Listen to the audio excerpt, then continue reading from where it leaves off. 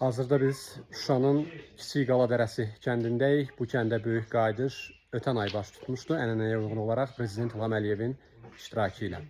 İlk növbədə, ilk mərhələdə kəndə 15 ailə, 51 nəfər qayıtmışdı. Ancaq ilin sonunadək bu proses davam eləyəcək və kənddə həyat ritmi insanların qayıdışı ilə təbii ki, bir qədər də dəyişəcək. Həmin səfər zamanı kənd sakini Əsəd Əsədovun evində olmuşdu dövlət başçısı və Balaca Gülər dövlət başçısından traktor xahiş etmişdi və Gülərin arzusu gerçəkliyə çevrilir. Həmin traktor ailəyə təqdim edilir.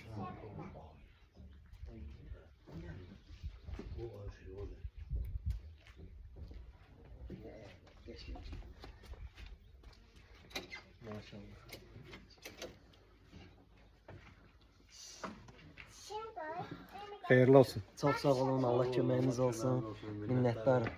Allah Cənab Ali Baş Komandamızın canını sağ olsun. Əsəd müəllim də buradadır. Əsəd müəllim həm də hər iki Qarabağ müharibəsinin iştirakçısıdır. Bəli, mən ikisini də iştirak eləmişəm. Cənab Prezident özü medalları mənə təqdim edirdi.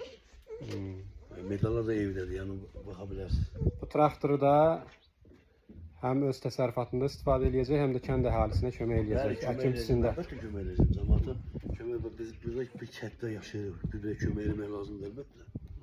Xeyirli olsun. Çox sağ olun, minnətdarı. Allah Prezidentimiz canı sağ eləsin.